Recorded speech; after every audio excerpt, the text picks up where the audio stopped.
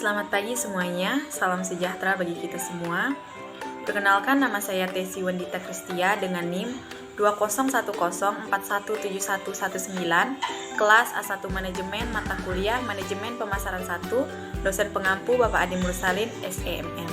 Pada kesempatan kali ini saya akan membacakan ringkasan yaitu tentang persepsi konsumen. Persepsi konsumen adalah proses di mana menyeleksi informasi, mengorganisasikan informasi dan kemudian diinterpretasikan dari apa yang disampaikan marketing dan juga stimulus-stimulus yang diberikan oleh marketing sehingga membentuk suatu gambaran utuh di mana gambaran utuh ini yang disebut sebagai persepsi. Adanya persepsi itu terbentuk dari adanya stimulus yang disebut dengan marketing stimuli. Marketing stimuli adalah seluruh komunikasi atau stimulus fisik yang didesain untuk mempengaruhi konsumen.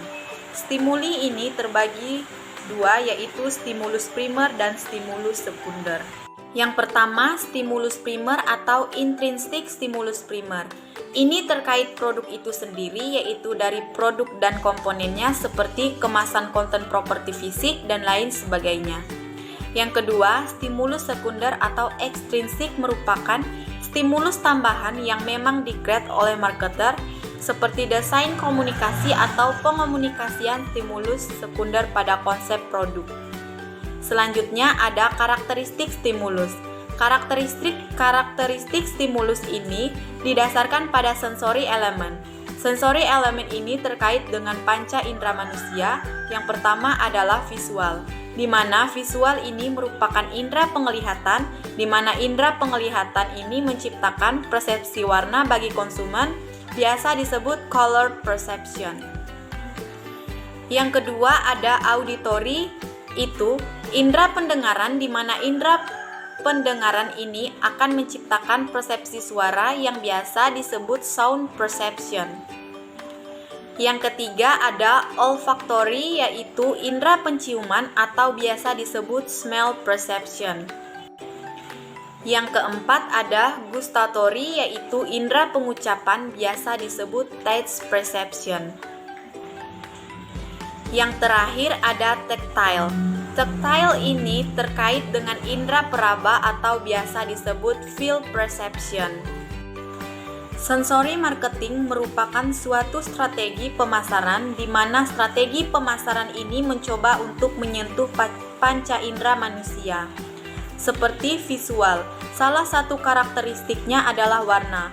Sedangkan di setiap daerah, warna memiliki makna yang berbeda-beda.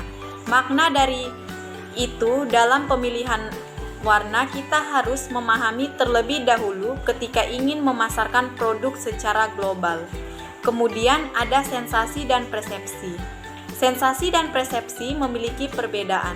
Sensasi itu lebih mengarah kepada proses di mana kita mendapatkan stimulus, sedangkan persepsi itu sendiri kita sudah mengambil sebuah kesimpulan.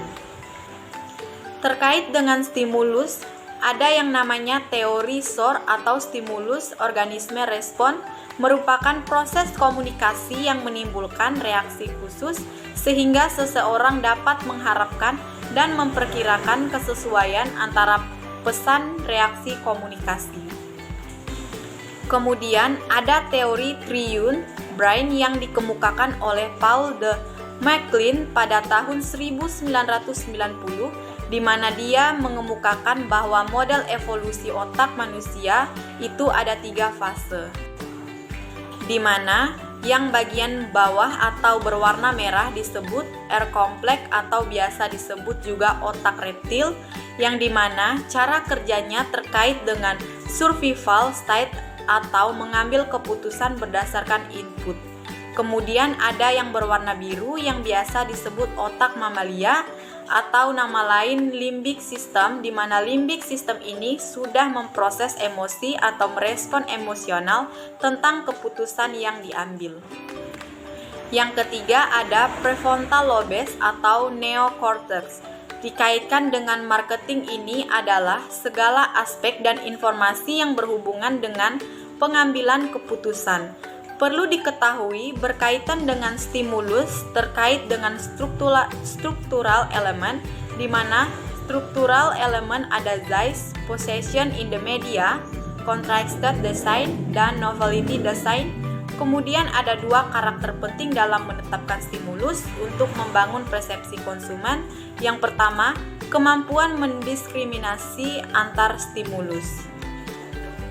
Yang kedua, kecenderungan untuk mengeneralisasikan dari satu stimulus dengan stimulus lainnya. Dalam level perbedaan, ada yang namanya stimulus discrimination. Dalam stimulus discrimination ini terkait dengan kemampuan konsumen untuk mendeteksi variasi dari cahaya, suara, aroma, dan stimulus lainnya. Kemudian, ambang perbedaan dalam membandingkan dua stimulus dan stimulus awal yang lebih kuat, semakin besar pula kesempatan yang dibutuhkan agar stimulus tersebut terlihat berbeda. Kemudian, ada subliminal perception, di mana subliminal perception ini berkaitan dengan lambang perbedaan minimum untuk terdeteksi antara dua stimuli. Secara sederhana, seperti persepsi di bawah level kesadaran, di mana exposure mungkin tidak mendapatkan perhatian secara komprehensif. Kemudian ada stimulus generalization. Ada beberapa hal yang harus ditekankan dalam stimulus generalization. Yang pertama, generalisasi akan penyederhanaan brand evaluation. Yang kedua, konsumen tidak perlu membuat penilaian terpisah pada setiap stimulus. Yang ketiga, brand loyalty merupakan generalisasi stimulus berdasarkan pengalaman positif di masa lalu. Yang keempat, brand leveraging merupakan kelanjutan dari aplikasi family branding.